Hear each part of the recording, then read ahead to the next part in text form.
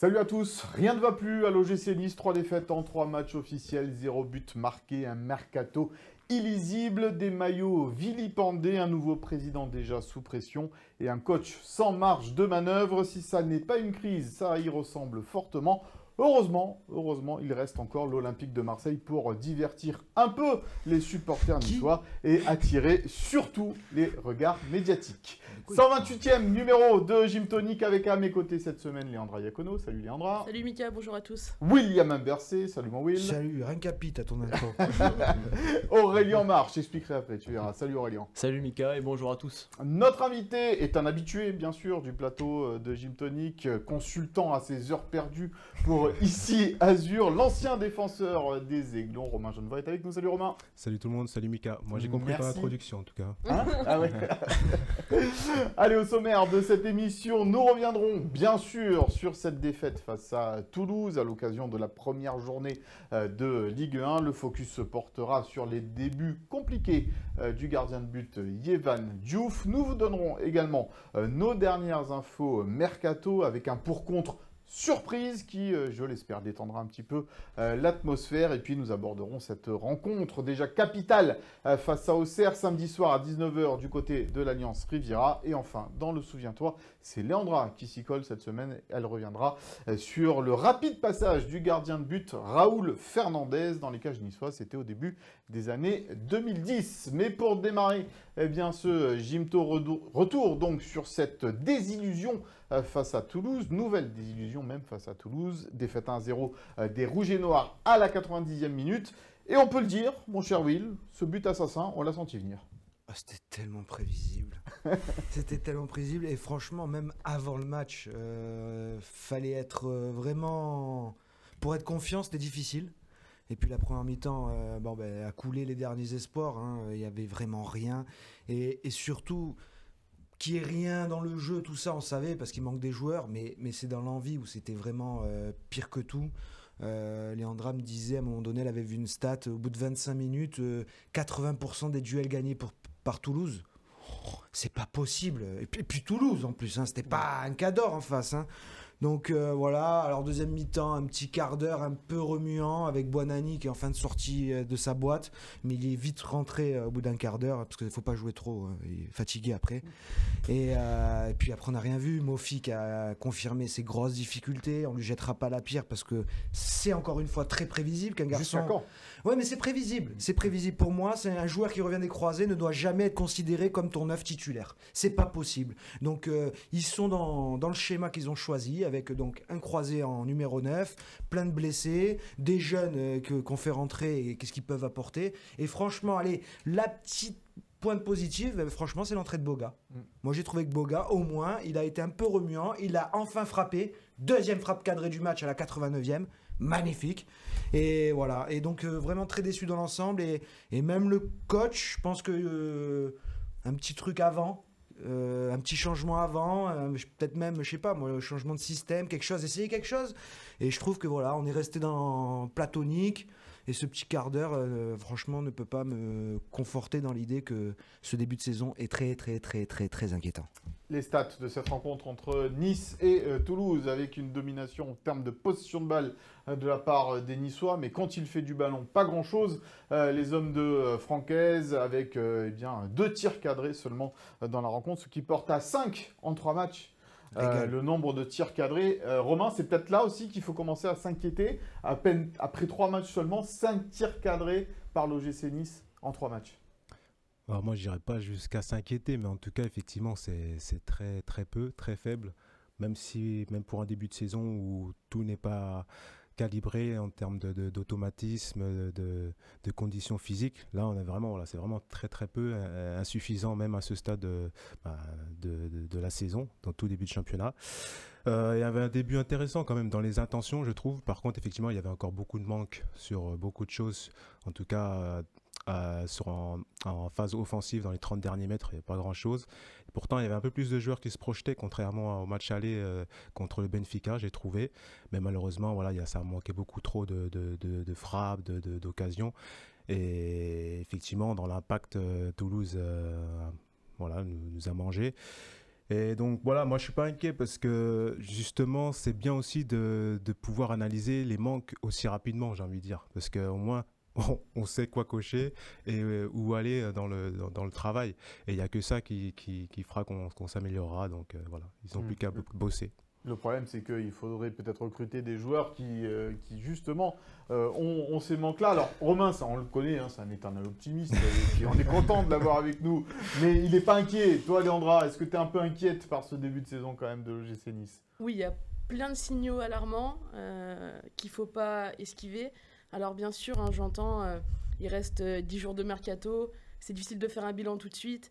Il y a des recrues qui ont peut-être été jetées un petit peu dans le grand bain trop vite, avec autour d'eux une équipe qui n'était pas prête physiquement, des individualités qui ne sont pas au niveau, des joueurs qu'on a tête ailleurs, on en reparlera, Jonathan Clauss par exemple.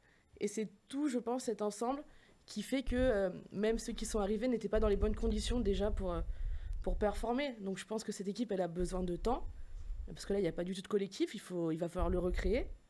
Mais on part quand même de très très, très loin et c'est ça qui m'inquiète. Le problème, Aurélien, c'est que le temps en Ligue 1, on n'en a quasiment plus, hein, parce que chaque match, évidemment, compte énormément. On n'est qu'à la deuxième journée, il n'y a eu qu'un match de jouer, mais quand même, hein, on voit que si tu perds du terrain déjà sur tes adversaires lors des 2-3 premières journées, ça devient compliqué de les rattraper après. Mais surtout que c'est une mécanique ensuite qui se met en place, une spirale.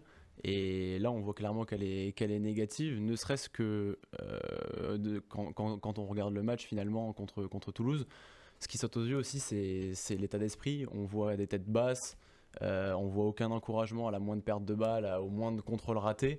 Et comme disait Romain, c'est bien de voir ces manques-là dès le début. Mais c'est vrai que l'état d'esprit est à changer et c'est pas si simple de le changer que quelque chose de technique ou de purement physique sur lequel on peut travailler. Là, c'est vraiment l'état d'esprit qui est défaillant et c'est ce qui m'inquiète surtout le plus. Il y a eu un coup de gueule pourtant de Francaise à la mi-temps, il l'a dit, il l'a répété aujourd'hui encore en conférence de presse et on a effectivement vu un premier quart d'heure de la deuxième période un peu plus alléchant du côté de l'OGC Nice. Je reprends ce que tu disais tout à l'heure. Toi, tu serais peut-être allé un peu plus loin que ce coup de gueule, tu aurais changé 3-4 joueurs à la mi-temps. Alors, il a quand même dit, hein, parce qu'on lui a posé la question en conférence de presse après-match, et il a dit « j'ai hésité à changer 4-5 joueurs à la mi-temps ». Donc, la réflexion, il se l'est faite. Après, c'est sûr qu'il faut se mettre à sa place, c'est pas évident pour une première journée de Ligue 1 de vouloir changer 5 bonhommes. Est-ce que tu peux pas les perdre pour la semaine suivante? Est-ce que tu te dis, avec la causerie à la mi-temps, le gros soufflon, ça va pas suffire à les relancer? T'y crois 10 minutes, un quart d'heure, mais non. Et au final, moi, là où je suis le plus inquiet, c'est déjà, première journée, le coach, il a besoin de pousser une gueulante à la mi-temps. Franchement, ils ont joué un préliminaire, même si c'était compliqué, c'était une belle chose. Ils ont été dans un super stade, ils ont joué une super équipe. Là, ils attaquent le championnat, on passe à autre chose. On peut peut-être enfin lancer un élan positif. Une équipe en face faiblarde, faut le dire. Mais non, ils ont réussi à être encore plus faibles. Et quand je vous entends dire, au moins on peut cocher ce qui manque, moi j'ai l'impression de commencer à faire un morpion à force de cocher tout ce qui manque là. Franchement, ça commence à faire beaucoup en fait. Et morpion, ça gratte. Ah ouais, mais là vraiment, c'est pire que les puces de lit là. Je sais plus quoi faire parce que franchement, à quoi me raccrocher de positif? L'ambiance au stade, à l'Alliance. Voilà. Pas la jauge, hein, parce qu'on voit qu'elle n'a rien changé pour l'instant. On a toujours fait plus sur les premiers matchs. Bâche. Superbe. Mentalité le tifo. Ouais. Ah, le tifo. Ouais. Ah oui, le tifo, oui. Il n'y a que nous pour les critiquer. Mais bon. On en a beaucoup parlé. Ouais. Non, mais on n'aurait pas dû en parler parce que ou en bien. Mais bref. Non, il y a tout qui est bien dans ce stade pour l'instant. Voilà, dans l'ambiance et tout. Et puis sur le terrain, c'est un cimetière. Bon, ça gronde en tous les cas du côté des supporters. On le voit un peu sur les réseaux sociaux. On nous interpelle, nous aussi, que ce soit dans la rue. Tout à l'heure avec Léandra, on s'est interpellé dans la rue. Ah ouais? Ouais, non, mais bon, gentiment, mais bon, voilà, ça gronde quoi. Vous aussi, bougez-vous le cul. Non. Qu'est-ce qui se passe quoi? Qu'est-ce qui se passe à l'OGC Nice? Alors, il y a une réunion entre la direction de l'OGC Nice, Francaise et les supporters, et en particulier ceux de la Populaire Sud. On nous dit une réunion plutôt constructive, selon en tous les cas Francaise. Ils ont pu expliquer un peu ce qu'était le projet niçois aujourd'hui, mettre un petit peu les points sur les i en tous les cas. C'est ce que nous dit le coach de l'OGC Nice en conférence de presse tout à l'heure devant la caméra de Philippe Bertini. La réalité du club, elle est assez simple à comprendre. Il y a un actionnaire qui soutient, mais qui n'est plus le projet d'il y a 3 ans. Voilà.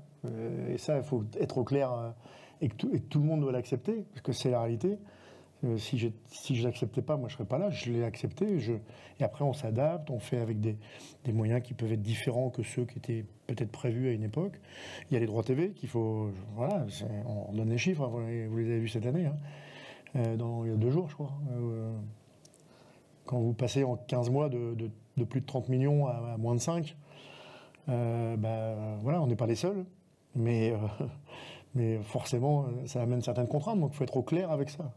Et évidemment que à partir de ce moment-là, quand la situation elle est claire, je ne vais pas dire les ambitions, elles sont toujours là, parce qu'on a toujours une ambition de se battre pour le top 7, de vivre des belles choses en Coupe d'Europe ou en Coupe de France, mais avec des moyens qui sont différents, c'est tout. Voilà. Et quand on est au clair et que tout le monde est au clair, c'est plus simple de comprendre parfois les difficultés qu'il peut y avoir pour les uns ou les autres. C'est tout.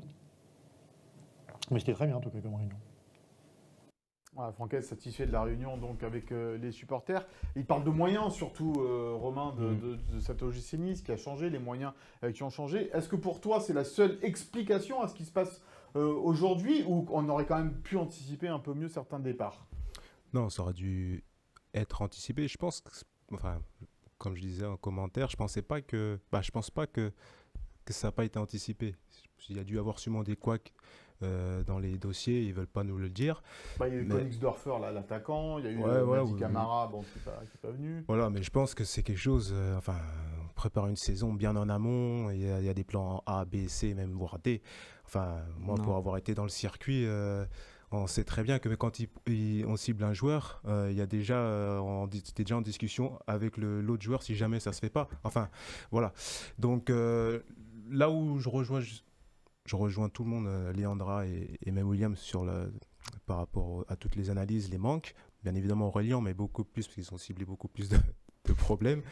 Mais en fait, dans la conf de Francaise, ce qu'il dit, effectivement, c'est important. En fait, les moyens, on ne va pas se mentir. Quand tu as des moyens à volonté et que tu as le carte blanche pour justement pouvoir faire tel ou tel choix, tel ou tel joueur, ça diffère d'aujourd'hui où effectivement aujourd'hui c'est limite, ils ne veulent plus sortir grand chose de leur poche et débrouillez-vous avec le minimum tout en conservant un minimum d'ambition. Donc au moins c'était clarifié, je pense, à la réunion. C'est pour ça que Francaise il est content, parce qu'il va pouvoir travailler avec les éléments qu'il a, mais voilà, je pense que ça aurait été mieux quand même que ça poursuive comme avant, quoi. Sauf qu'on l'a connu un OGC Nice, William, sans gros moyens, on va dire ça comme ça. Et pourtant, ils arrivaient quand même, on voyait des joueurs avec du cœur, on voyait des joueurs qui combattaient, on voyait des joueurs qui avaient envie, on voyait même des stars parfois, on en parlera peut-être, et on en parlera évidemment tout à l'heure. Mais voilà, donc est-ce que l'argument se tient pour toi aujourd'hui? C'est comme ça parce qu'on n'a plus de moyens? Non, moi aujourd'hui, franchement, je ne peux plus entendre cet argument. Il s'en est servi un petit peu déjà l'année dernière, mais je comprends, il venait d'arriver. Peut-être que même lui, sans le dire, il a été quand même un peu surpris que ce soit à ce point-là. Mais là, cette année, j'en ai marre, en fait. On est en train de parler, les moyens ont changé il y a 3 ans. Mais on fait quoi? On attend encore 15 ans en disant « Ah, mais il y a 15 ans, on pouvait toucher déjà plus. » Non, mais c'est bon maintenant, on la connaît, la situation. Et je suis désolé, tu mets 7 millions sur Johnson, tu voulais mettre 8 sur Madi Camara, tu viens de mettre 6 sur Kevin Carlos, donc des sous, tu en as. Tu en as mis 7 sur Evan Diouf, donc de l'argent, il y en a. Alors, il faut arrêter de dire on n'a pas d'argent. Surtout que tu as vendu, et tu as bien vendu en plus. Tu as bien vendu, donc tu as de l'argent. Maintenant, il faut regarder ce que tu prends. Parce que c'est là que ça commence à m'inquiéter. Quand je vois entre l'été dernier ce que tu as pris, entre Moukoko... Bon, ça c'était un prêt, bon. Mais je m'en fiche, c'est les choix que tu fais. Moukoko, magnifique. Tanguy Ndombele, magnifique. Et là, on repart. Et Kevin Carlos, personne ne le connaît. 6 millions pour un garçon qui a mis 15 buts en championnat suisse. Et franchement, quand tu vois le profil du joueur, 6 millions, c'est énorme. 4e buteur du club seulement, au FC Bâle, Kevin Carlos. Mais surtout, 8 fois remplaçant sur les 9 derniers matchs de championnat. Et toi, tu mets 6 millions. Johnson, 7 millions. Le pauvre, on le voit, qui va avoir du mal en Ligue 1.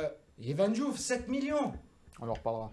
Non, mais voilà, moi, au bout d'un moment, on n'a pas de moyens ici et ça. Non, niette. On a le droit d'avoir des idées, on en a eu par le passé, Et je peux pas. Là, l'argument, il passe plus. Voilà, stop. On n'a pas de sous. On dirait qu'on est un club de clochards. On n'est pas des clochards. Non, mais il faut le dire. On n'est pas un club de mendiants. On n'est pas Brest. On n'est pas Lens. On a plus de moyens que ça. Il y a vraiment une masse salariale qui nous plombe. Ça, c'est vrai. Ça, c'est vrai que c'est encore toujours le cadeau de Dave Braceford avant de partir, avec ses salaires à gogo. Ça, c'est vrai. D'accord. Mais dire qu'on n'a pas d'argent, basta. Là, c'est bon. Bon, on est dans le premier quart d'heure de l'émission, donc il est déjà très chaud. Je vous invite évidemment à rester avec nous. Non, on nous prend pour des ânes à un moment donné. Franchement, on prend un peu les gens pour des ânes. Ben, c'est un peu le sentiment effectivement que nous partagent les supporters quand on les croise. On va continuer de parler quand même de ce Nice-Toulouse, en particulier de Yehvan Diouf, qui est dans le focus.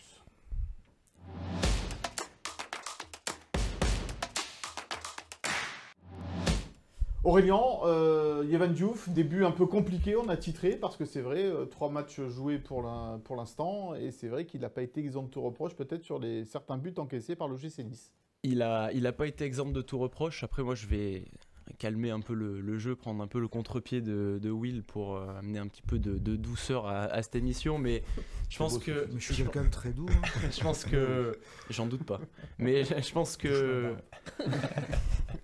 Je pense que avant tout c'est un être humain avant d'être un joueur, c'est bateau ce que je dis, mais il a eu 6 ans à Reims, le temps d'adaptation est quelque chose à prendre en compte forcément dans l'arrivée d'un joueur dans un nouveau club.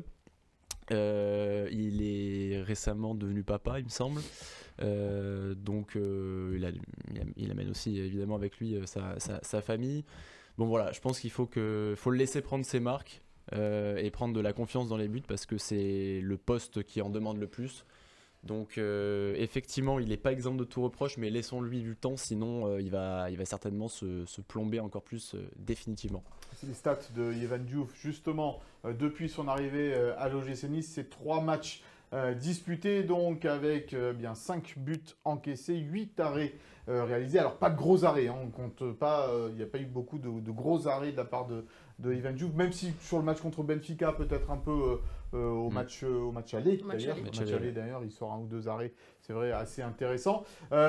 Romain, c'est toujours difficile d'arriver dans un club, de passer en plus avec un gardien qui est quand même s'il a fait une saison un peu mitigée la saison dernière, qui était Marcin Bulka, mais qui en imposait aussi. Là, tu joues contre Benfica, 2 matchs compliqués, tu joues contre Toulouse à domicile. Tu n'es pas exempt de tout reproche sur la frappe de Sidibé, tu peux faire peut-être mieux. Et d'ailleurs, il l'a reconnu lui aussi. C'est compliqué, c'est plus compliqué pour un gardien de but de s'adapter, tu penses, toi, Romain ? Je sais pas, honnêtement. Jamais joué dans les buts. Voilà, jamais joué vraiment dans les buts. Mais je pense que, en tout cas, dans la situation dans laquelle est l'équipe, effectivement, ça doit être plus compliqué en tant que gardien. Parce qu'il y a tellement de manques qu'en fait, il va être tellement sollicité qu'en gros, si même lui, il n'est pas déjà au taquet, ça va aller dans le même sens que tout le monde. Et effectivement, tu l'as dit, mais c'est... même si la dernière saison de Bulka était mitigée, ça restait un excellent gardien et il a laissé de la place, enfin, j'ai envie de dire une grosse empreinte. Et c'est pas évident de s'inscrire derrière là-dessus parce que même si on le dit pas, on le sait. Il le sait qu'en passant derrière Bulka, il va être vu, scruté, comparé. Et c'est jamais évident quand on est joueur de vouloir être comparé. Par exemple, même moi, je suis arrivé en tant que défenseur. Tu sais très bien quel jet de défenseur est passé avant. Et du coup, tu sais qu'on va être comparé. On va oublier que tu es là pour progresser. C'était qui avant toi, Alors moi, ça va que je suis arrivé un peu entre deux chaises. Ça veut dire qu'à la fois latéral droit, central. Donc j'ai attendu que Renato parte. Et le coach, il a décidé de laisser Grégoire à droite pour que je passe dans l'axe. Ouais. Voilà, j'ai pu me préparer tranquillement dans les coulisses, j'ai envie de dire. Mais ouais, les premiers temps où j'ai joué dans l'axe, effectivement, c'était un peu plus compliqué. Mais en tout cas, voilà, je pense qu'il y a Aurélien, il a raison aussi. Le fait, c'est pas anodin aussi quand tu es jeune papa, ça joue, hein, le côté famille. Voilà, s'il dort pas les nuits, pour les biberons, c'est compliqué. Voilà. Mais en tout cas, non. Bon, après, il vient d'arriver, c'est important qu'il prenne ses marques rapidement et bon, j'espère qu'il le fera parce que le poste de gardien, effectivement, on est moins patient avec ce poste-là. Ça se voit plus. Voilà, ça se voit plus. Ça se voit plus. et on est moins patient avec ce poste-là. Donc, T'as pas le droit de faire Moi, j'ai envie de parler quand même de l'erreur qu'il fait. Alors, elle est à moitié peut-être ou à 30% pour Djoumaba qui lui fait cette mauvaise passe en retrait. Mais c'est peut-être l'attitude qu'il a quand il laisse passer ce ballon là comme ça à côté de lui, qu'il essaye de contrôler on ne sait comment avec le genou et que ça atterrit miraculeusement sur le poteau. Ça c'est une grosse faute de concentration quand même, on peut le dire. Donc là-dessus, il faut que tu sois un mauvais ou un bon gardien, la concentration, tu dois l'avoir, quoi. Oui, il faut qu'il se fasse un petit peu plus violence. Pour l'avoir rencontré, j'avais fait l'interview de lui au stage en Autriche. Et c'est vrai qu'il a la tête sur les épaules, c'est quelqu'un de très intelligent, mais presque un peu trop force tranquille. On a envie qu'il s'affirme un peu plus. Alors c'était un leader à Reims, il était capitaine. Et là, il fait partie du conseil des sages de Francaise. Donc pour l'avoir vu un peu en entraînement, il dit les choses, il parle beaucoup. C'est quelqu'un de franc. Mais c'est sûr qu'en fait, à Reims, il était très sollicité, beaucoup moins à Nice. Et ça demande un degré de concentration qui est différent. Il ne faut pas oublier qu'il y a une charnière aussi qui est très très jeune et expérimentale devant lui. Donc je pense que ça aide pas non plus à avoir des automatismes, parce que le contrôle est horrible, mais la passe dans le n'est sens vraiment du pas vers un le cadeau but. non plus, avec ce rebond juste avant. Il faut tu faire dois la contrôler. mieux. Ça Tu dois c'est faire sûr, mieux. il faut faire T'es mieux. gardien, tu dois faire Il mieux. faut faire mieux. Après, voilà. Il y a des signaux inquiétants. Pour tirer un vrai bilan, il faudra attendre un petit peu. Oui, évidemment. Je sais pas, j'ai pas l'impression que ce soit... Pour moi, j'y crois encore un peu quand même. Il vient d'arriver, effectivement. On va l'entendre sur ses débuts à l'OGC Nice. Et après, je donnerai la parole à Will qui bouillonne encore un petit peu. Allez, on y va. Evan Diouf. Moi, je suis pas inquiet. Voilà, je découvre un nouveau club, un nouveau statut, plein de nouvelles choses, dont les compétitions européennes. Donc voilà, va falloir vite se mettre dans le bain, vite s'adapter et puis évoluer tranquillement. Je suis concentré sur d'autres choses quand le ballon est loin. Donc après, oui, forcément, on me voit moins. Et quand on me voit, il faut que je sois bon. Après, j'essaie de faire au mieux à chaque fois, que ce soit dans tous les domaines possibles, même dans la communication. Donc, on va devoir bien s'entendre, bien apprendre à se connaître, parce que mine de rien, il y a quand même pas mal de nouveaux dans le groupe, notamment en défense. Donc, va falloir créer des automatismes. La prépa a été assez courte vu qu'on a repris un peu plus tôt avec la Coupe d'Europe. Mais voilà, avec beaucoup de travail et dans la joie et dans la bonne humeur, on va réussir à aller là où on veut aller. Voilà, la joie et la bonne humeur pour Evan Diouf, qui dégage là, pour le coup, que ce soit en conférence de presse ou en zone mixte, quand même une certaine sérénité, qu'il dégage peut-être un peu moins sur le terrain, oui, Evan Diouf, en termes de sérénité. Sur le terrain, bon, tout le monde l'a vu, et il y a plein d'explications. Nouveau club, nouvelle défense, ça c'est vraiment un vrai point, parce que devant lui, c'est qui le taulier? C'est Djoumaba. Non. Pour moi, en ce moment, c'est Antoine Mendy, le taulier des trois. D'accord. Donc c'est un c'est gamin de 20 ans, le taulier, parce que Djoumaba, c'est... il est capable du pire comme du... Il y a des hauts, il y a des bas. Donc, il y a des bas. Il y a des bas. Voilà. Et donc, bon, moi, ce qui me gêne plus, c'est la com. En fait, parce que... Mais c'est déjà bien de venir après avoir encaissé un but. Lucidité, courage, de venir le dire. Parce que ça aussi, je vais faire un petit coucou à tous les joueurs très courageux après la défaite contre Toulouse. Aucun n'est passé en zone mixte, sauf Evan Diouf. Donc, bravo à lui et pas merci aux autres. Parce que nous aussi, on travaille. Il n'y a pas que qui travaillent. Et moi, la com, dire non, j'ai entendu le mot tranquillement, j'ai entendu dans la joie, la bonne humeur, j'ai entendu... Voilà, c'est le champ lexical des bisounours. Et moi, je suis un peu... Franchement, je suis très inquiet. Déjà que je vois des mignons sur le terrain. Si on le retour des mignons. Le comeback, moi, je fais grou. Et ça m'inquiète, en fait. Parce que moi, je me rappelle que Marcin Bulka, même dans une saison moyenne, de temps en temps, il venait dire des choses assez fortes au micro. On se souvient de la saison d'avant contre Nantes, où il envoie un petit scud à tous ses copains. Mais tu as besoin, à un moment donné, de ce genre de com. Alors, il s'était fait ça taper sur les doigts. Mais quelque part, les copains, ils entendent quand même ce qu'il dit. Mais tu peux pas le faire au bout de 3 matchs. Non, mais alors je dis pas qu'il doit le faire là, mais comme je dis, c'est ce champ lexical qui montre que derrière, Il n'y a pas grand-chose. T'aimerais un discours un peu plus offensif. Ouais, un Voilà. peu plus. Un peu plus là, guerrier, franchement, 3 ouais. défaites d'affilée. Un peu de révolte. On perd à la maison contre un adversaire à notre portée. Voilà, il faut vraiment corriger le tir Ouais, contre un peu, Auxerre. Il faut faire un clean sheet contre Auxerre. Là, pas un champ lexical de la guerre, mais pas non plus les bisounours, quoi. Là, donc on tire pas sur une ambulance, donc il est en difficulté. Ok, on va lui laisser le temps. Aurélien a entièrement raison, a très bien fait de commencer par ça. Mais il y a la concurrence qui va devoir jouer à un moment donné. Maxime Dupé est toujours là, donc si Maxime Dupé pousse un peu derrière, ben peut-être que ça va changer des choses. Bon, on va continuer de parler un petit peu de ce but, hein, évidemment, avec toi, Aurélien, puisque c'est l'instant tactique d'Aurélien. On y va, tu me rejoins.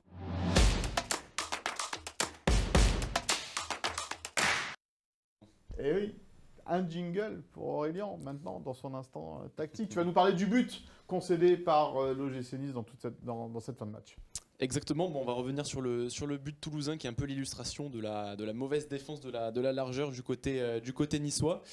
Ici, on voit que c'est Klose qui sort sur Kamanzi qui est dos au jeu, ce qui devrait impliquer à tout le bloc de remonter. Seulement Boudaoui est un peu loin, mais surtout c'est Mendy qui anticipe pas assez le jeu en triangle qui va se mettre en place avec Vossa qui remet sur Gbo. Beau qui a fait beaucoup de mal d'ailleurs sur cette rencontre. Oh non, mais non. On ne connaît pas. On préfère aller chercher Kevin Carlos. Allez, continue. Et Egbo, justement, va prendre de la vitesse et va défier Mendy en 1 contre 1. C'est quelque chose qu'il aime, qu'il affectionne et qu'il avait déjà fait en première mi-temps, d'où les difficultés qu'il a posées à la défense niçoise. Et ce qu'on remarque aussi sur cette situation Juste, on va revenir avant peut-être parce qu'on voit. Exactement. On voit quand même que Sidibé il est très loin. On voit que Sidibé est très loin et que Boga a fait du bien offensivement, mais défensivement, on va voir qu'il n'a pas joué son meilleur rôle. Il est un peu pris là-bas sur le côté droit. Il ne regarde pas le départ en fait, de Sidibé dans son dos. Et ça va être rédhibitoire. Beau va réussir à jouer, à défier le 1 contre 1 face à Mendy qui aurait dû serrer du coup un petit peu avant pour s'éviter de jouer un 1 contre 1 contre le meilleur joueur toulousain dans la surface de réparation. Finalement, Gbo va pouvoir centrer sur l'image suivante. Approche bien ton micro, Aurélien, voilà. Gbo va pouvoir centrer. Ici, la défense niçoise est plutôt quand même bien placée avec Bas qui contient Hidalgo et Barr qui contient aussi sur Donum sur la surface de réparation. Mais parce qu'il y a un mais, on voit bien que Boga n'apparaît même pas sur l'écran. Il a bien lâché du coup Sidibé qui est tout seul au second poteau. Et puis derrière, du coup, c'est du gâteau pour l'ancien international français qui a même 2 solutions en retrait, qui auraient très bien pu servir soit Canvo, soit son autre partenaire. Bon, finalement, il choisit d'armer et c'est là que la dernière erreur de Yvan Diouf coûte définitivement le but au Niçois. Avec Barr qui se tourne un peu aussi. Hein, Avec Barr qui se tourne un peu. Et justement. C'est une bonne ligne quand même de Sidibé. Hein, oui, plat du pied, mais ça part fort. Donc ça prouve un peu la fragilité défensive des Niçois qui n'ont pas géré la profondeur côté droit et qui ne l'ont pas. Enfin, côté gauche du coup de l'attaque toulousaine, ni côté droit dans le dos des pistons. Alors il est un peu masqué quand même, on le voit. Hein, il est un peu masqué par Barr. Je pense qu'il est masqué par Barre au départ du ballon. Ouais. Ça, c'est sûr. Mais quand même, c'est à son premier poteau dans un angle fermé. Mais le ballon vient sur lui. Ok, il arrive fort, mais oui, premier poteau. Et puis il la touche. Donc à partir du moment où il la touche, c'est qu'il peut faire mieux. Ça fait 3 fois que c'est cette situation. Sidibé, Merci, Benfica à l'aller, Benfica au retour. C'est à chaque fois les mêmes situations. Il couvre très mal son premier poteau. C'est interdit de le prendre au premier poteau. Interdit. C'est ce qu'on dit pour un gardien de but. Ah, interdit. Et là, ça fait 3 qu'il en prend au premier poteau. Là, ça commence à faire beaucoup. Bon, voilà, on espère que Yvan Diouf va s'améliorer. En tous les cas, va faire des arrêts un petit peu plus décisifs pour le GC Nice dans la suite de cette saison. On va ouvrir une grosse page Mercato parce qu'il y a pas mal de choses à dire par rapport au départ, par rapport aux arrivées. Leandra avec la première information. Francaise nous l'a confirmé tout à l'heure et on l'entendra. C'est Jonathan Klose qui va partir. Il va partir au Bayer Leverkusen. Alors, Francaise n'a pas confirmé qu'il allait partir, mais avant de rentrer dans ce studio, Nice et Leverkusen étaient assez proches d'un accord. L'accord a été avec le joueur déjà, ça c'est Il y avait déjà un accord avec le joueur qui veut rejoindre le 2e de la dernière Bundesliga, qualifié pour la Ligue des Champions, qui est habitué à jouer les premiers rôles toutes les années. C'est un gros club, Bayer Leverkusen. Donc Jonathan Klaus ne s'est pas entraîné ce matin, officiellement pour une petite douleur à la cheville. Oui, la fameuse, la même qu'Evan Guessant avait contracté. Exactement. La diplomatie de la cheville douloureuse. On est marre de ce club de mental. Léandra, continue. Et donc oui, Jonathan Klaus se dirige vers un départ. Ça serait quand même une grosse perte sportive. Et on va écouter d'abord Francaise, justement, à ce propos. C'était ce matin donc en conférence de presse. À l'heure où on enregistre cette émission, Jonathan Klaus fait toujours partie de l'effectif de l'OGC Nice. Mais voilà, on se dirige vers un départ, malgré les mots que vous allez entendre de Francaise. Je lis les choses comme vous, et je les sais aussi d'ailleurs. Voilà, il a une volonté de partir, parce qu'il y a pour lui une belle offre d'un gros club. Là-dessus, il n'y a pas de problème, ça peut s'entendre. Bon, ça fait quelques semaines. Hein. Ça explique aussi un peu, ou en tout cas en partie, certaines des performances récentes. Ensuite, il y a deux choses. Il y a une volonté de le conserver. Et puis, il y a une autre chose, c'est que si à un moment il doit y avoir un départ, il faut que ça soit dans des conditions qui respectent les trois parties, et notamment la partie qui nous regarde, c'est celle de l'OGC Nice. Et on n'en est pas là. La partie qui regarde, on parlerait d'un transfert autour de combien, Léandra, pour Jonathan Alors, on Klaus n'a pas les chiffres, mais en tout cas, l'OGC Nice espère en tout cas faire une plus-value par rapport à l'année dernière où ils avaient acheté le joueur 5 millions environ à l'Olympique de Marseille. Ça peut être un peu plus. Après, il lui reste qu'une seule année de contrat, mais il sort d'une très belle saison, 10 passes D, 3 buts. Voilà. Après, il va avoir 33 ans quand même. Et Leverkusen est réputé pour être un bon négociateur, donc il faut voir. Romain, est-ce que tu comprends le choix de Jonathan Klaus de vouloir partir à ce moment-là de la saison, premièrement, avec une équipe de l'OGC Nice qui ne tourne pas, hein, soyons clairs. Est-ce que pour lui, c'est une évidence qu'il faut partir au Bayern? Ich weiß nicht. Oui, c'est vrai que moi, je suis un peu déçu en tant que supporter, j'ai envie de dire maintenant, de Nice, de voir Klaus partir, parce que c'est clairement un des meilleurs éléments. Et maintenant, chaque joueur a aussi ses propres ambitions. Voilà, donc je comprends aussi son choix de vouloir intégrer ce genre d'équipe. Voilà, donc je lui souhaite bon vent. Après, voilà, c'est dommage parce que effectivement, il y a les départs qui font que, du coup, on s'inquiète, on se dit, voilà, et il y a les arrivées en contrepartie des départs qui ne sont pas trop au même niveau, je trouve, et c'est ça qui est dommage. Tu parles de déception, on peut parler aussi effectivement de déception. Moi, hier soir, je reçois un texto de mon fils à 10h30, c'est vrai, Klaus, papa, il va partir. Et il était très déçu, mon fils, de voir partir Jonathan Klaus, parce que c'est un joueur qui était plutôt aimé, apprécié à l'OGC Nice en particulier. Et c'est un mauvais signal de voir finalement Jonathan Klaus partir, parce que tu sens que tu t'appauvris en fait encore plus maintenant. C'est la fuite des talents.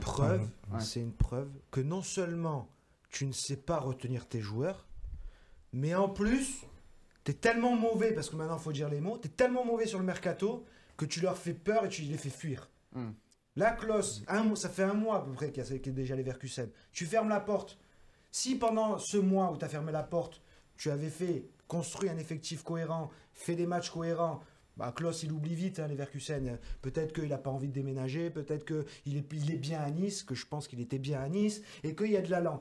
Mais là, quand il se retourne et qu'il voit avec qui il joue, les résultats qu'il y a, l'atmosphère morose qu'il y a, il fait ses valises et il s'en va. Hein. Après, on ne l'a pas senti très impliqué sur les 3 matchs. Il n'a jamais été impliqué non plus. Non, mais sur les 3 premiers matchs de la saison, on n'a pas vu du grand Jonathan Klaus. Non, mais Klaus, c'est un joueur, voilà, il joue sur le terrain, il fait ses matchs, et puis il prend sa douche, il rentre à la maison. Voilà. C'est pas un joueur de vestiaire, un copain, un truc. De toute façon, ce vestiaire, on y reviendra plus tard. C'est très triste, ce qui s'y passe. Bon, Aurélien, ça serait une grosse perte quand même pour l'OGC Nice de voir partir Jonathan Klaus. Parce qu'en plus, il y a un message qui est quand même assez incroyable, c'est qu'on ferme la porte pour Boudaoui et Barr, d'accord? Elle est fermée à double tour, c'est ce qu'on nous a dit du côté de l'OGC Nice. Là, Jonathan Klaus qui refuse de s'entraîner ce matin parce qu'il veut partir. Que vont dire Barr et Boudaoui qui ont des offres, je ne sais pas, de club UP? Déjà, ça crée une hiérarchisation et en plus, je pense que la vraie raison cachée que le club a dans la tête finalement, c'est que Klose sera en fin de contrat l'année prochaine. Voilà. Il reste 2 ans de contrat. Non, une, et il avait il a une option. Une option, c'est ouais, ça. c'est ça. C'est ça, tu as C'est raison. pareil. Mais il aurait pu être en fin de contrat à la fin de la saison. Donc pour moi, le club se dit bon, si on veut Il y a un récupérer billet à un prendre, petit quoi. pécule, c'est le moment de le faire partir. Ciao, au revoir. Et à sa place, de toute façon, Klose, j'aurais fait pareil. J'ai toujours adoré le joueur, mais c'est vrai que comme l'a dit Will. Tu te retournes, tu vois l'équipe qui a été construite, qui a été façonnée cet été, ça donne pas envie de rester. Il a un tournant de sa carrière, il va commencer à être sur le déclin physique. Il y a une Coupe du Monde à jouer l'année prochaine, l'air de rien. Il y a une Coupe du Monde à jouer l'année prochaine et il a toujours l'équipe de France dans la tête. Même s'il n'a pas été sélectionné lors du dernier rassemblement. Je suppose, exactement. Mais il a plus un tournant de sa carrière, il a 30 ans passés. 33 ans. Au poste de piston ou de latéral droit, il y a toujours une place en équipe de France à aller chercher. Derrière Jules compagnie, ça y est, ça l'a mangé, ça. Pas non, c'est fini. Il n'existe plus pour Didier Deschamps. Vous rigolez ou quoi? Malo Gusto a fait une sélection. Genre du groupe, on ne sait pas. Bon, bref. Ça peut toujours. Moi, je pense qu'il n'abandonne pas dans tous les cas dans sa tête ce projet équipe de France. Il a la Ligue des Champions avec Leverkusen, il part. Ça me paraît totalement logique, même si évidemment certains défenseurs droits français peuvent lui passer devant. Mais je suis à la place de Klose, j'aurais envie de jouer la Coupe du Monde dans un an et donc d'être dans un club qui joue la Champions League. Ouais, il n'a pas beaucoup joué de matchs de Champions League dans sa carrière. Qu'à Marseille, finalement. Effectivement, qu'à Marseille. On parle d'un ancien Rennais pour remplacer Jonathan Klose du côté de l'OGC. Là aussi, c'est tombé juste avant l'enregistrement de l'émission. Oui, ça, c'est une info foot mercato qui parle d'Amari Traoré comme une des pistes prioritaires pour remplacer Jonathan Klose. Amari Traoré, 33 ans, qui joue à la Real Sociedad depuis 2 saisons, qui sort quand même d'une rupture des ligaments croisés en septembre 2024. Après, Amari Traoré, c'est quand même plus de 300 matchs en Ligue 1, ancien capitaine du Stade Rennais, donc quand même une grosse expérience. Mais le petit bémol aussi, c'est un joueur qui partirait quand même à la CAN. Et qui n'a pas beaucoup joué la saison dernière, une dizaine, 11 matchs, je crois, joués seulement par Amari Traoré. Mais ça reste un bon joueur, Romain. Amari Traoré, pour le coup, quand il était à Rennes, il a fait des choses intéressantes. Oui. Alors je reviens vite fait sur Klose parce que du coup mon fils sera aussi déçu parce qu'il était fan de il était pas au courant, je vais lui apprendre ça tout à l'heure et il va dire merci papa de m'apprendre cette belle nouvelle. Ah mais c'est vrai, comment après, c'est un exemple bête, mais comment veux-tu après que les gamins ils aillent au stade, ils soient fidèles, ils soient machin, quand tu leur donnes des signaux si négatifs? Non mais dis-lui, il y a Amari Traoré. Non mais c'est vrai que ça a été, c'est un peu la goutte d'eau qui fait déborder le vase, ça a été un peu le dernier coup dur sur la tête des supporters là quand tout le monde a appris hier que ça commençait à bruisser. C'est pas fini, à 10 jours de mercato. Ça va être long. Oui, donc voilà, après moi j'essaye de prendre un peu de distance.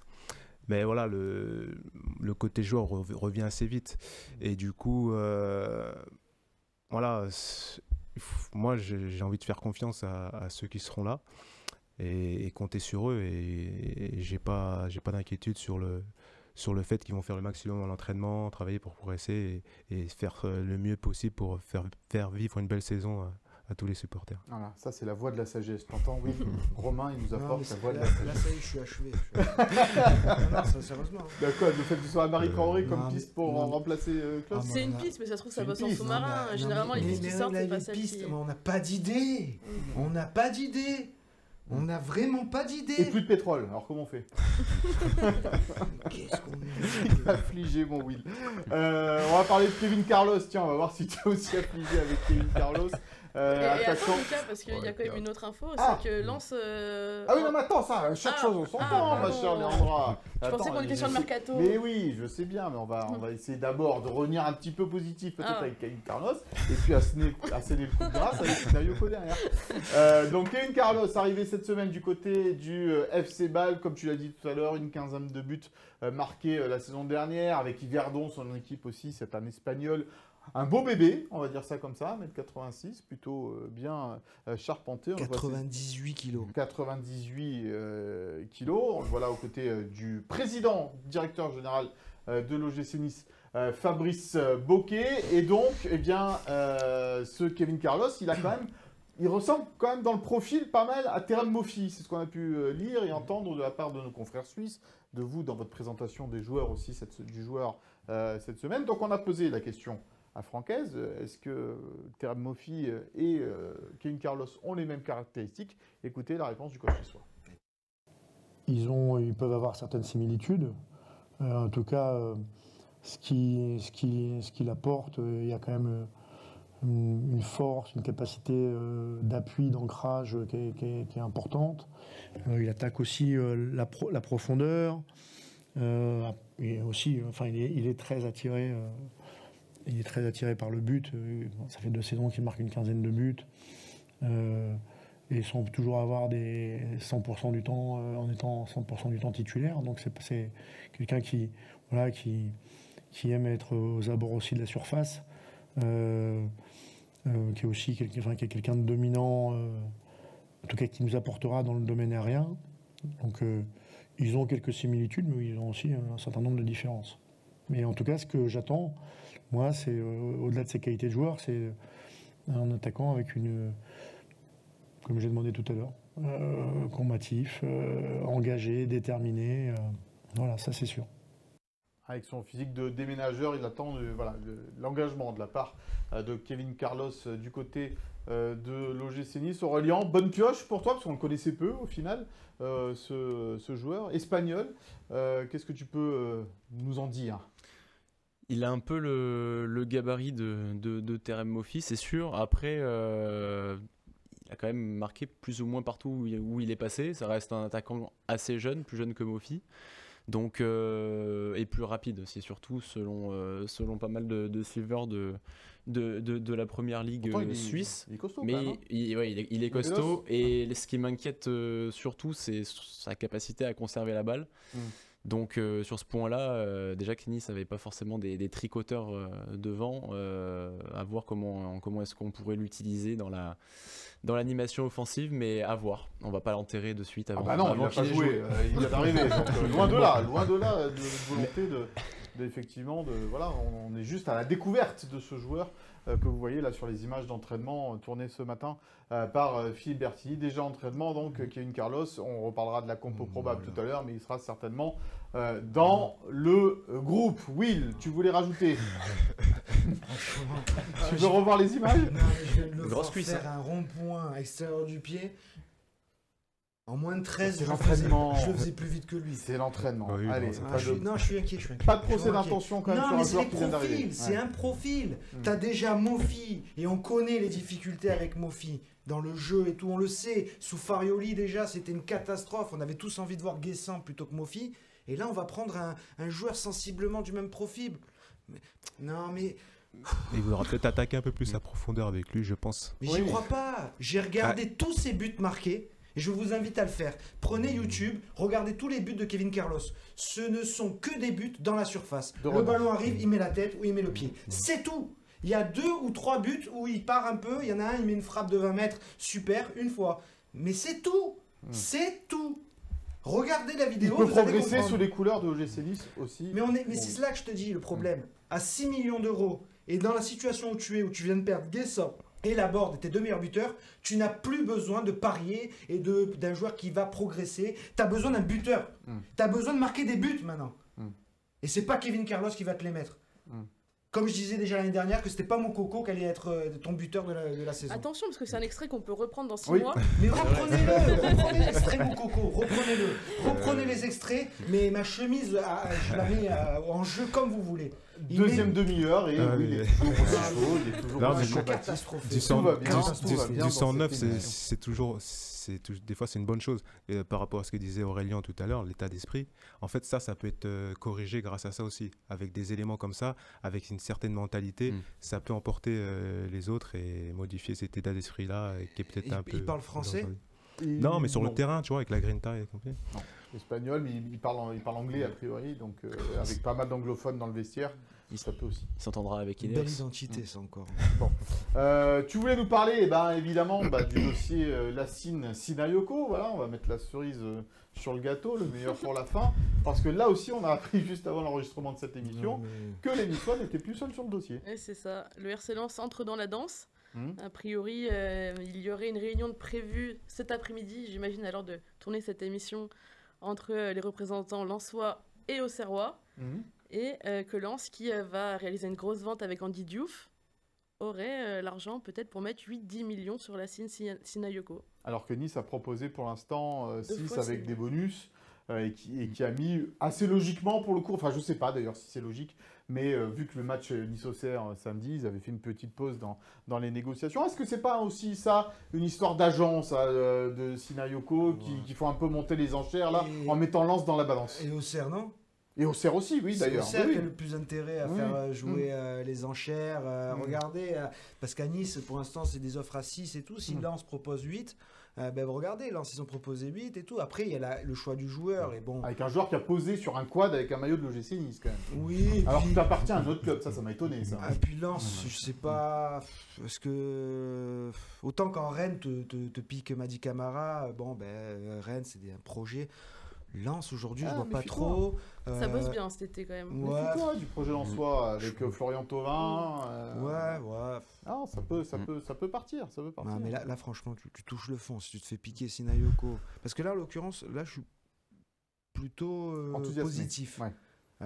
Bon joueur, Tu as fait polyvalent. un bien grand bout, donc positif. Oui, super. positif parce qu'il parce qu'il est polyvalent et c'est un bon passeur. Et 9 passes décisives la Ouais, saison c'est bien, dernière en ouais, Ligue c'est 1. bien, en Ligue 1, c'est bien. Et là, ça, c'est quelque chose dont tu as besoin. Mm. Pour que Mofi et Carlos marquent des buts, il faut des passes. Mm. Et donc, un ailier qui percute et qui fait des choses. Donc ça, là, vraiment, tu touches le fond. Si tu te fais piquer Sinayoko par Lens et Jean-Louis Leca, Non, mais après, si tu te le fais piquer parce que toi, t'as pas voulu surpayer parce qu'il lui reste un an de contrat. ouais, on veut pas surpayer. Non, mais- Non, mais ouais, on veut pas surpayer. Madi Camara, on veut pas surpayer. Ouais. Madi Et Camara, Sinayoko. ça a rien à voir. Ben si, Tu tu t'es t'y foutu prends des un prix mois à avant, mettre tu 8 l'as. millions. Si tu t'y prends un mois avant, tu l'as. Seulement, t'attends début août pour te mettre dessus. Eh ben, il faut pas s'étonner après. Alors hein. que tu sais que tu vas perdre Guessant, effectivement, Non, mais il aborde. Quoi. Mais Camara, tu t'y mets un mois avant avec le préliminaire en perspective et tout. Le garçon, il arrive, il court, il vient. Là, tu t'y es mis quand t'étais déjà au fond, que t'étais nul en préliminaire. Il a vu le match, il a dit oula, c'est quoi cette équipe? Et il y a Rennes qui est arrivé, qui a mis 3 fois plus. Il a dit bon, c'est bon, mon choix est fait. Eh oui, mais oui, mais oui. Après, on peut se poser la question de, comme l'avait posé Francaise, Les voilà, valeurs, des oui, et ben, le respect ben oui, c'est vrai que d'un nous, engagement. Eh oui, nous on est chez les bisounours ici. Nous, normalement, on est gentils et on fait pas de coups tordus. Mignon. Oui, mignon. Bon, voilà, d'autres choses à rajouter sur le mercato. Là, pour l'instant, non. Pas... il y aura certainement aussi, si Jonathan Claus s'en va, un profil de remplaçant du piston droit. C'est ce que nous a dit Francaise tout à l'heure. Il y aura peut-être 2 joueurs à prendre de ce côté-là. Bah, de toute façon, ce départ, il sera compensé forcément. Et Une il cherchait première déjà, fois et peut-être il par un cherchait deuxième déjà joueur. un piston Voilà. gauche ou droite. Ça va faire 2 fois plus de boulot. ça. Bah oui, mais bon, tu sais, Bah, après, ils sont c'est dans les obligés. 10 derniers jours du mercato que tout s'accélère. Ouais, oui. Ça sent le panic buy. Donc, Mais on fera le bilan Ah, j'ai hâte. de Ouais. septembre.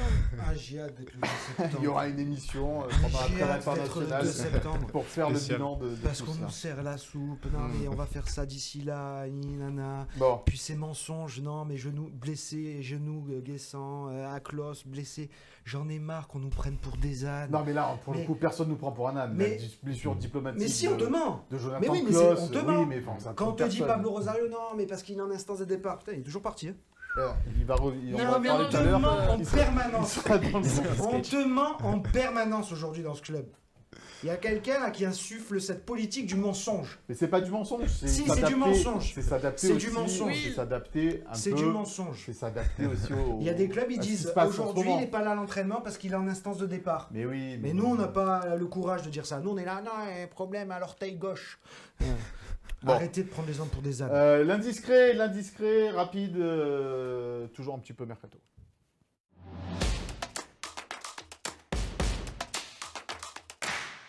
Indiscret concerne Evan Guessant, mon cher Will.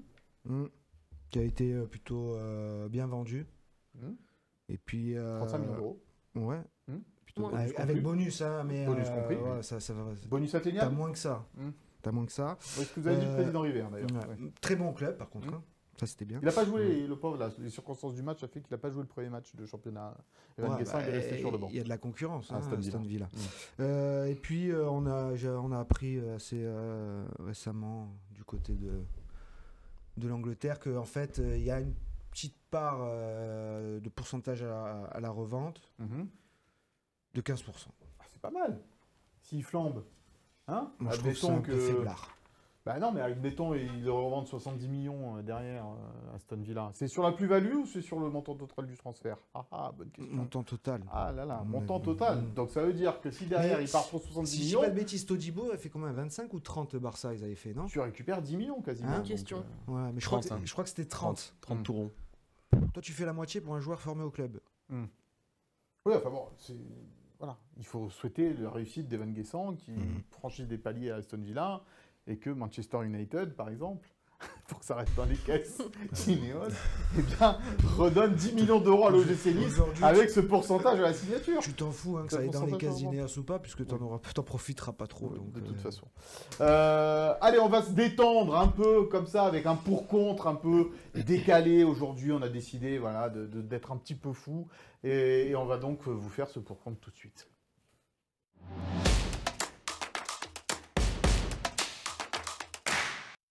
Et oui, puisqu'on a besoin d'un attaquant, enfin l'OGC Nice a besoin d'un attaquant, d'un nom peut-être. Et si l'OGC Nice ramenait Mario Balotelli à la maison, puisque de toute façon il a dit qu'il est plus sous contrat au Genoa. Il rêve lui de jouer au Real Madrid, mais nous, on veut lui proposer un retour. Voilà, ici à l'OGC Nice, c'est notre petit pour-contre décalé de la semaine. Mario Balotelli, le retour. Aurélien, puisque c'est ton premier pour-contre, il me semble. De cette saison, c'est mon premier, évidemment. effectivement. Donc, tu vas commencer. Bon, évidemment, la question, la thématique me fait sourire, ce serait très drôle. Après, on parle quand même d'un joueur, enfin, si tant est qu'on puisse encore l'appeler comme ça, d'un joueur qui a passé plus de temps à la Fashion Week de Paris en juin que sur les terrains au Genoa l'année dernière, avec le bilan de 62 minutes jouées sur toute la saison. Donc évidemment c'est du Mario Balotelli tout craché hein, dans le texte. Il risque d'arriver à court de forme. Puis évidemment en connaissant le bonhomme, ça risque évidemment de provoquer aussi une certaine guerre d'ego. Avec un Franquès qui est déjà assez exaspéré comme ça de son effectif. C'est pas le moment de rajouter une crise à la mini-crise actuelle. Enfin, je pense pas que le timing soit vraiment très bon, même s'il nous reste 10 jours de mercato. Et puis ça suffit des paris, comme on l'a déjà expliqué sur cette émission et sur celle précédente. On fait des paris sur Djoumaba, sur Kevin Carlos, sur Pierre-Paul Jacques, etc. Il manquerait plus qu'on en fasse un sur Mario Balotelli, qui risque de coûter évidemment un salaire exorbitant à l'OGC Nice plutôt que d'acheter sur un joueur confirmé qui serait apte à marquer des buts immédiatement.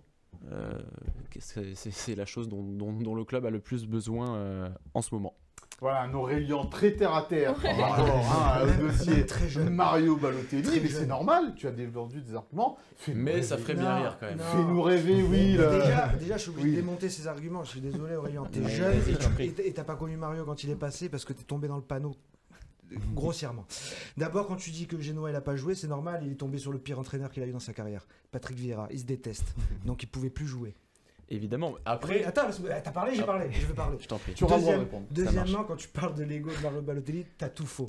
Mario Balotelli, quand il est arrivé à l'OGC Nice, il a mis une banane dans le vestiaire énorme. Tous les joueurs l'ont adoré, Mario Balotelli. Lucien Favre, lui, s'en est pas occupé. Il a laissé ses adjoints s'en charger. Mais Mario Balotelli, il n'a fait zéro vague dans le vestiaire de tout son séjour à l'OGC Nice. Il n'y a qu'à la fin où c'est parti en cacahuète. Pourquoi ? On revient sur le premier argument, Patou Vieira. Ils se sont vraiment détestés. Ils se sont jamais entendus. Et donc, ça a mis un clap de fin à cette histoire de Mario Balotelli à Nice. Pour aller à l'OM, en plus, tristesse. Mais Mario, il n'y a pas longtemps, il a dit « S'il n'y avait pas eu Patrick Vieira, je crois que je serais peut-être encore à Nice. » Preuve, encore une fois, que Mario Balotelli s'était régalé à Nice. Et donc, bien sûr que Mario Balotelli, il a 33 ans, il a plus beaucoup joué l'année dernière. Moi, c'est une blague que je fais. Quand je vois arriver Abdoul Samed, qui a joué 14 minutes l'année dernière, quand je vois qu'ils étaient sur Hudson Edwards, qu'on avait dû jouer 18 l'année dernière, quand je vois Kevin Carlos qui arrive de Suisse, que personne ne connaît, 6 millions d'euros, quand je vois Moukoko l'année dernière, qu'on a fait venir comme si c'était... alors qu'on comparait avec Mopé, on disait non, Mopé mauvais, Moukoko bien mieux. On l'a vu. Ben, franchement, si on n'a pas d'idée et qu'on ne sait pas, faites Mario. Au moins, ça nous fera un peu rire, parce que Mario, il fait rire. Au niveau salaire, ce ne sera pas plus qu'un Tanguy Ndombele à 200 000. Donc, ce sera pas une folie. Et au moins, Mario, le cadre, il le trouve, lui. Donc, 5 tirs cadrés en 3 matchs. Avec Mario, tu as 5 tirs cadrés en 3 matchs, mais de lui tout seul. Donc, tant qu'à faire. Et puis, Super Mario, qu'on chante un peu, même s'il nous met 3 buts. Super Mario Bros, le retour, et on rigole. Hein. Et au moins, là, on passera une saison un peu moins triste. Voilà les arguments de Will. Je vais te laisser répondre dans un instant, Aurélien, mais c'est vrai, il faut le prendre au 8e, 9e degré, évidemment, ce pour-contre de cette semaine sur Mario Balotelli, parce qu'en plus, il n'y a rien, il n'y a aucun contact, il n'y a rien du tout. C'est juste une vue de notre esprit à nous. On a voulu un petit peu s'amuser avec cette info. C'est la nostalgie. Voilà, c'est la nostalgie. Romain, il nous a fait rêver, Mario à Nice, donc c'est pour ça, quoi. Là, on le voit comme ça, disponible, on se dit, allez, tiens, dans le marasme actuel, pourquoi pas. Sur un malentendu, on ne sait jamais. Mais bon, moi, je serais dans la team pour. Parce qu'effectivement, il a réussi son passage ici. Moi, j'ai que croisé, parce que je suis parti à ce moment-là, mais les fois que j'ai croisé, un mec adorable, effectivement. Et puis bon, il a un talent inné. Et il fait partie de ces joueurs à qui, en fait, certains clubs réussissent, certains environnements, certains clubs comme le l'OGC Nice réussissent à ces joueurs-là. Des joueurs qui pourtant pourraient être dans les top 10 mondiaux avec des meilleurs choix, peut-être une meilleure exigence, mais qui réussissent dans certains clubs beaucoup mieux que dans d'autres clubs plus huppés. Et je pense qu'un Mario Balotelli, ici, il se sent comme dans un poisson dans l'eau et il pourrait apporter ce qui nous manque en fait. Allez, un dernier argument pour toi, Aurélien, avant de passer la parole à Léandra. Non, mais tu voulais répondre à Will. C'est vrai que Balotelli, ça serait marrant, ça nous permettrait de passer une saison un peu moins triste. Puis après, moi je suis toujours partisan du fait de jamais revenir avec ses ex, mais Balotelli, lui, non, c'est l'inverse. Il avait déjà fait un passage en Turquie, il était parti en Suisse, il était revenu, il avait quand même continué à tout casser, donc... pourquoi pas pour la blague, surtout que il a changé d'avis. Après, ce serait franchement, mais en fait ce que je me dis c'est que dans le cataclysme du mercato, ce serait franchement sans avoir d'attente en plus, sans avoir aucune attente. Il a l'entraînement sans avoir d'attente. Parce que là pour le coup c'est vrai qu'on l'attendrait pas. Je lui donne 150. C'est pour ça que il a fait sa carrière, Balotelli. Et puis dans ce vestiaire, franchement, où c'est le marasme, il n'y a pas de bout en train, il n'y a pas de meneur, il n'y a pas de rigolo, tu vois. Et ben là, tu mets Mario là-dedans, t'en fais une. Ou alors comme adjoint de Francaise aussi, pourquoi pas. Ça serait, mais ça serait presque mi-chemin, quoi. Il serait à moitié joueur, à moitié staff, tu vois.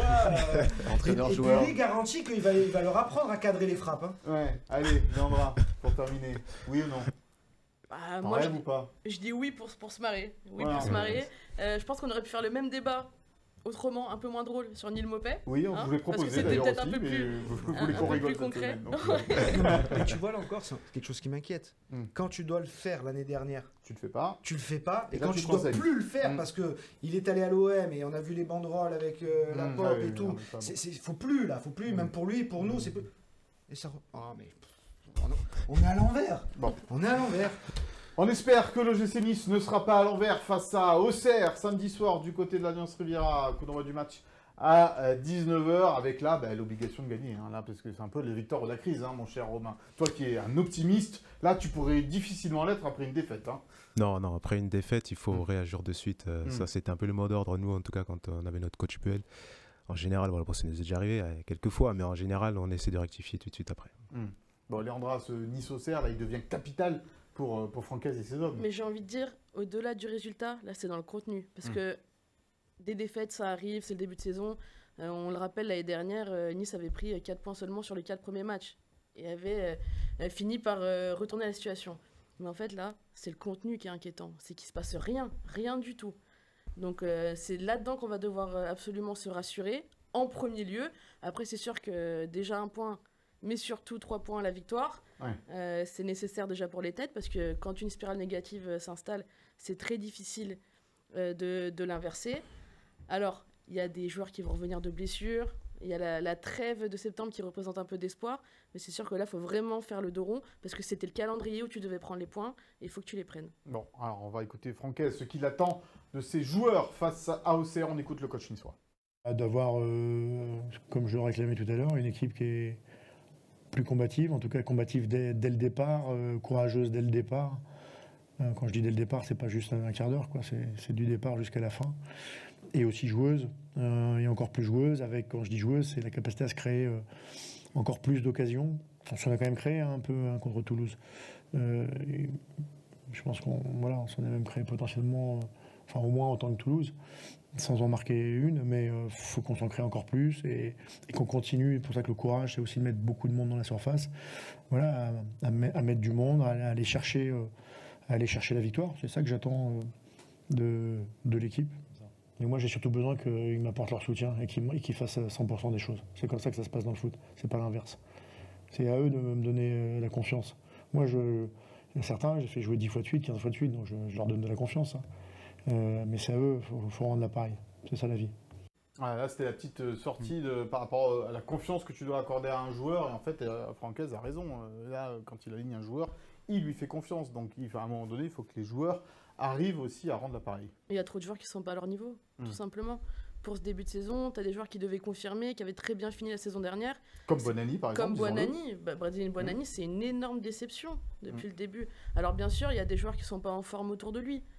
Jansson et Mofi, mais ça n'empêche qu'il n'en fait pas assez.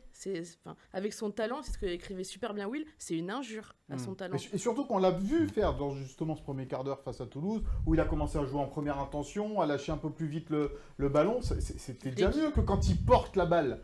Non, mais il a continué à la porter. Après, moi, oui, il a joué 10 minutes comme ça. Moi, j'ai souvenir d'une occasion, et c'est franchement, je suis Antoine Mendy ou Mofi, je le secoue, mais je le secoue.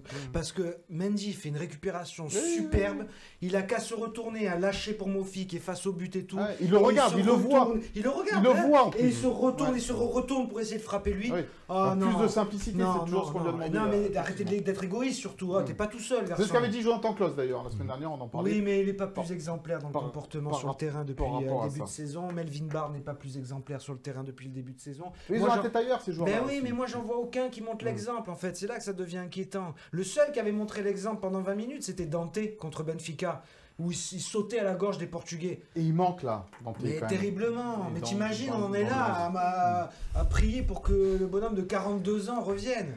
Mais on est au fond du gouffre là, parce que après les autres, ils ont quand même des choses. Et c'est là que c'est inquiétant. 0 but en 4h30 de jeu. Au bout d'un moment, là, faut stopper. Et heureusement que Boudaoui est là. Eh ouais, mais... Il peut pas tout faire. Non, ben non. Et en plus, on le sait que les plus grosses difficultés qu'il a, c'est quand il se retrouve proche du but, quand il faut faire la bonne passe, quand il faut faire la bonne frappe. Bon, ben c'est là qu'il a du déchet. Mais surtout, s'il enchaîne les efforts, il arrive aux 20-30 derniers mètres. C'est pas un souci d'enchaîner les efforts. Il peut faire 15 km par match, Hicham Boudaoui, c'est pas un problème. Le problème, c'est quand il a personne autour de lui. À un moment donné, t'as pas un peu besoin aussi de manière de ballon dans une équipe de football. Moi, je veux bien qu'on ait des coureurs à pied, les répéter les courses à haute intensité, des choses comme ça. Mais des mecs qui jouent au ballon, quoi, des mecs un peu plus techniques, qui savent faire une passe en première intention, des choses comme ça. Ça manque cruellement aujourd'hui dans le football en général, mais en particulier à l'OGC Nice. Romain. Oui, mais le football, il est en constante évolution. Ne dis pas, le football, il a changé. Hein. Non, il n'a pas changé. Il évolue et en fait... J'ai cru qu'il allait dire. Non. C'est juste qu'effectivement, en fait, les joueurs de ballon, comme tu dis, dont on a besoin, en fait, ça suffit pas. Aujourd'hui, n'importe quel joueur compense un peu ses manques avec l'impact. Et du coup, celui qui est au-dessus en impact, il sera au-dessus de celui qui a plus de ballons que lui. Donc, celui qui a plus de ballons, il doit être au même niveau ou au-dessus de celui qui a de l'impact pour justement faire la différence avec le ballon technique. Moi, j'attends Tanguy Ndombele. Mois de septembre, tu l'as dit, mi-septembre. Selon les prévisions les plus favorables. Mais moi, il a repris un peu d'entraînement, là, il nous a dit le coach. Il a repris petit à petit, voilà. Groupe, il va monter en puissance, c'est le but. Enfin, en tout cas, déjà retrouver son niveau athlétique, on l'espère. Ça dépendra aussi de sa volonté à lui. Mais c'est sûr que... ça dépend que de lui, hein. Le club lui forcera à rien. Mais en tout cas, sur les qualités intrinsèques et techniques, et tout ce qu'il est capable de faire et ce qu'il a montré pendant 4 mois en début de saison dernière, Ouais, peut ça te changer la face de l'équipe. Plus-value si jamais il arrive à retrouver sa forme. Tu vas nous parler justement des retours des blessés, tout ça, ou pas d'ailleurs, dans la compo probable. On y vient.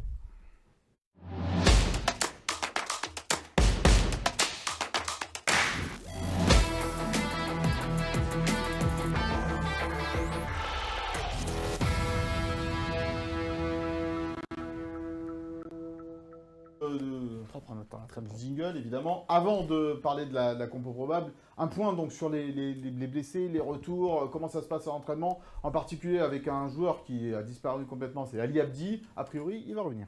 Ali Abdi et Dante seraient espérés quand même pour la semaine prochaine à l'entraînement. D'abord aménager les débuts de séance et peut-être dans le groupe contre le Havre. Ça aussi, c'est une prévision un peu... un souhait. Un souhait de Francaise. La mauvaise nouvelle, c'est quand même Mohamed Ali Chaud. Voilà, c'est ça. Parce que son retour est en fait continuellement repoussé.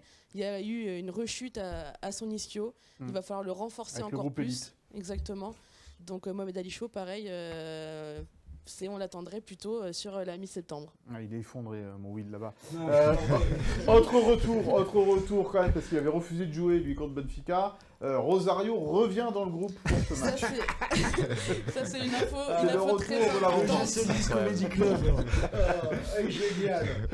Oui, voilà, Pablo Rosario, lui, ne refusait de jouer parce que justement, il espérait un départ, il était en instance de départ. Le problème, c'est que les négociations ne sont pas du tout avancées avec le club qui, entre guillemets, le voulait. Il se passe rien.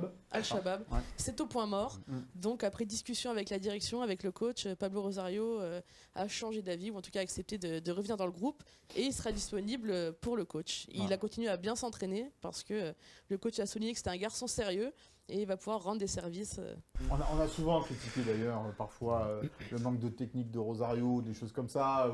Mais là, pour le coup, c'est vrai que c'est un joueur qui a toujours été utile aux entraîneurs qui l'ont utilisé. On le savait pas, ça. Voilà. On le savait pas. Bon. Tu l'as appris là, hier. Non, mais voilà, il faut quand même aussi la considération que tu as pour ce genre de joueur, qui a toujours été un soldat pour toi, et du jour au lendemain, tu lui dis tu as un an de contrat, et tu joueras plus.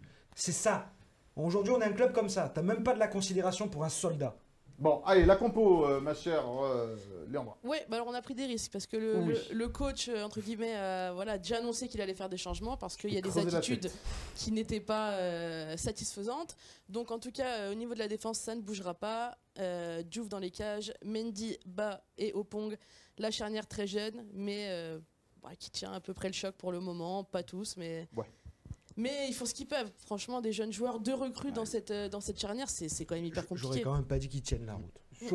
Surtout Opong, qui est plutôt intéressant depuis qu'il est arrivé, dans un rôle de remplaçant de Dante, on va dire ça comme ça. Non, mais en tout cas, axe gauche, c'est pas un cadeau. Ouais.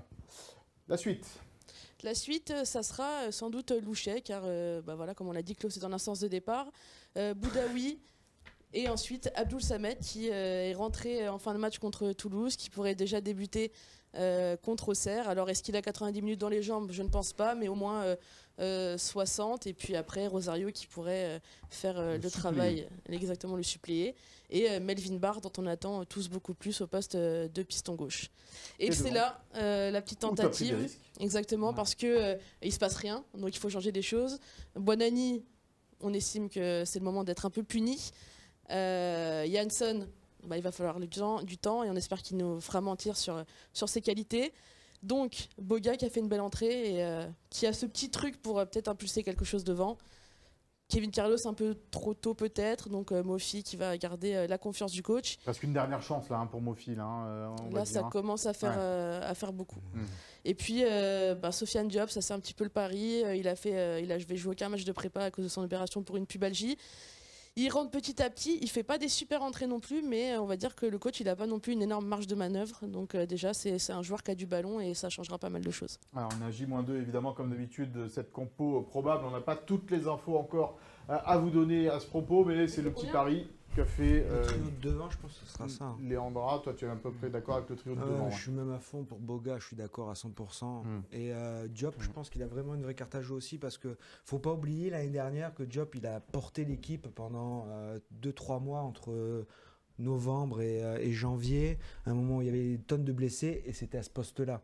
Parce qu'après, il est un peu redescendu, il dépannait un peu en... C'était surtout quand le coach est passé en 4-2-3. Ouais, Là, il ben- a été vraiment très bon. Mais si tu regardes, il joue parfois en 4-2-3 en fait. On parle beaucoup du 3-4-3, mais bon, enfin bref. Souviens-toi, on termine cette émission avec le Souviens-toi de Léandre.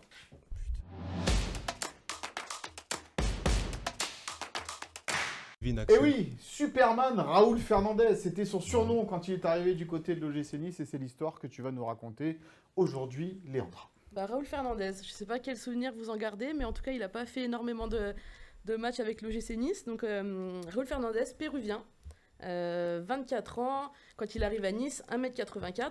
Avec Jean-Marc Governatori et Bruno Valanconi. Tout à fait. À l'image. Bruno Valanconi qui était allé le superviser jusqu'au Pérou, qui avait passé plus d'une semaine avec lui, assister à ses entraînements, regarder un match de sélection, parce que c'était un international, et qui avait adoré. Il disait justement dans Nice Matin, Raoul Fernandez est un bosseur, un battant, un gagneur, il a une bonne mentalité, des bases solides. Il a été élu meilleur joueur de son championnat, il a surtout très envie de s'imposer en Europe. Forcément, la petite interrogation, c'était comment il allait s'adapter, et c'était surtout, est-ce que David Ospina allait rester ? Parce qu'en fait, ils l'ont fait venir, signé 4 ans et demi, ils l'ont prêté 6 mois dans son ancien club de l'Universitario à Lima, et ensuite ils l'ont récupéré parce qu'ils pensaient que David Ospina allait partir, et David Ospina n'est jamais parti. Ouais. Donc Raoul Fernandez a dû, David Ospina on le voit, a dû se contenter de bouts de match, 7 matchs, un peu de Coupe de France, de Coupe de la Ligue. Son premier match avec Nice, il le fait contre Toulouse, en 3e tour de Coupe de la Ligue. Voilà. Et puis, il sera très bon dans le parcours de Nice jusqu'en demi-finale. Ils sont éliminés par l'OM, mais en quart de finale, il arrête un penalty contre Dijon dans une séance de penalty assez intense. Et puis, il aura joué 2 matchs de Ligue 1. Alors, je ne sais pas si vous vous rappelez de ce match, son premier match contre Saint-Etienne, David Ospina, qui est expulsé au bout de 20 minutes. Et ils suivront 2 autres expulsions. Donc, Nice finira ce match à 8, perdra 2-0 contre Saint-Etienne. Sa seule titularisation en Ligue 1, c'est le match suivant. Contre Lorient parce que Ospina est suspendu. Voilà. Mais sinon... Qu'est-ce qu'il est devenu ? Alors Raoul Fernandez, ce qu'il est devenu, c'est-à-dire qu'ensuite, il y a Claude Puel qui arrive, et Claude Puel, il dit « Non mais moi, j'ai un problème, je ne peux pas garder un gardien qui n'est pas titulaire et qui prend une place extra-communautaire. » Parce qu'il y a Darius Vidanic qui arrivait. Et donc, Darius Vidanic, il n'a pas pu jouer pendant 6 mois parce que justement, ils essayaient de trouver une porte de sortie à ce Raoul Fernandez qui ne s'était jamais imposé. Exactement. Et ils arrivent à lui trouver une porte de sortie 6 mois plus tard. Il résilie son contrat et il signe à Dallas en MLS. Ah. Voilà. Ton univers impitoyable. Ce qui permet à Darius Vidanic de pouvoir jouer. Mais Raoul Fernandez, Superman, connu pour ses envolées spectaculaires. Et au final, David Ospina lui laissera jamais la place de s'imposer. C'est normal. Hein. Il est arrivé au mauvais moment. En fait, on a toujours eu des bons gardiens au l'OGC Nice. C'est vrai. C'est pour ça que c'est compliqué pour Yvan Diouf. Oui, il y a beaucoup de comparaisons à mais faire. Oui, il y a toujours eu des bons gardiens. Même les Sud-Américains avec Benitez et tout. Tous. Je suis content, mon Will, que tu sois un peu redescendu. Mais parce qu'on a parlé de Mario. Voilà, c'était pour ça. On a parlé de Mario, le football, les émotions. Oui, ça c'est le football. Parce que je sais plus ce que c'est aujourd'hui. En tout cas, Raoul, il a permis à Dario de pouvoir jouer et il m'a permis moi aussi de pouvoir me loger. Parce que du coup, en arrivant en 2012-2013, j'ai galéré à trouver une maison. On a pris un appartement en attendant, et le départ de Raoul, j'ai récupéré sa maison. Il a laissé dans un bel état, c'est bon, elle était propre. Apparemment, il a eu quelques petits. Moi, j'ai récupéré. Il s'entraînait en dégagement dans le salon, apparemment. Il y a des barbecues un peu. Il était très bon, il était très pote avec Fabian Monzon. C'est lui qui l'avait aidé à aller acheter des meubles. Très gentil en tout cas. Mais si c'est Monzon qui mettait des frappes dans le salon, par contre, là, c'était pas une grosse cuisse de Monzon. Effectivement, allez Romain, merci beaucoup en tous les cas d'avoir été avec nous. Tu reviendras quand ça sera peut-être un peu plus positif, peut-être.